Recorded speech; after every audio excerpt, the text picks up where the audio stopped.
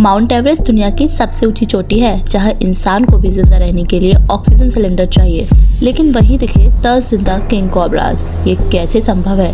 क्या ये सांप साधारण जीव है या कोई दैवीय शक्ति? क्या शिवजी ने कोई संकेत भेजा है या फिर ये दुनिया के अंत की शुरुआत है? साल 2024 मई का महीना। एक अंतर्राष्ट्रीय पर्वतारोहण टीम माउंट एवरेस्ट के नॉर्थ फेस पर चढ़ाई कर रही थी। तब -24 डिग्री सेल्सियस तापमान, तेज हवाएं और ऑक्सीजन की बेहद कमी से कुछ ऐसा हुआ जिसकी किसी ने कल्पना नहीं की थी। टीम का एक सदस्य जोर जोर से चिल्लाता है, something is moving in the ice, it's a snake, no it's a cobra. उन्होंने देखा कि बर्फ में कुछ चल रहा है और गौर से देखने पर समझ में आया कि वो सांप की एक खतरनाक प्रजाति कोबरा है। सभी दौड़ते हैं और देखते हैं। बर्फ में से एक किंग कोबरा धीरे धीरे सरक रहा है। 16 फीट लंबा, काली चमकती त्वचा और उसकी आंखों में अजीब सी चमक। वो उसे रिकॉर्ड करते हैं और चौंका देने वाली बात ये थी कि वहाँ कुल 10 किंग कोबराज मौजूद थे। नेशनल ज्योग्राफिक, इसरो और नासा तक ये फुटेज पहुंची। माउंट एवरेस्ट की ऊंचाई 8,848 मीटर। वहाँ कोई सांप जिंदा नहीं रह सकता।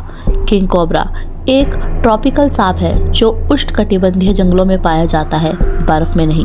लेकिन ये सांप जिंदा है, तेजी से हिल रहे थे और गायब भी हो जाते थे।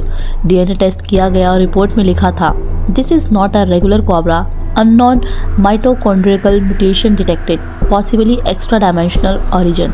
कहने का मतलब था ये कोई मामूली सांप नहीं है। ऋषिकेश के एक तपस्वी बाबा का बयान वायरल हुआ, ये कोई आम सांप नहीं है, यह कालनाग है, भगवान शिव के पास बैठने वाले हिमालय के रक्षक।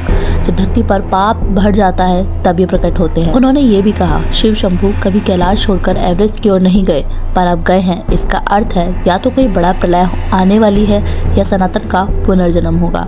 स्नैन ट्रैकर्स ने यह देखा कि यह सांप दिन में दिखाई देते हैं लेकिन रात होते ही गायब हो जाते हैं। एक भारतीय वैज्ञानिक ने कैमरे में रिकॉर्ड किया कि यह सांप एक बर्फीली गुफा में घुस जाते हैं, लेकिन जब वह उस गुफा में पहुंचे वहाँ कुछ भी नहीं था। कोई छेद, कोई सांप, कुछ नहीं। गुफा में केवल एक त्रिशूल का चिन्ह उभरा था बर्फ में।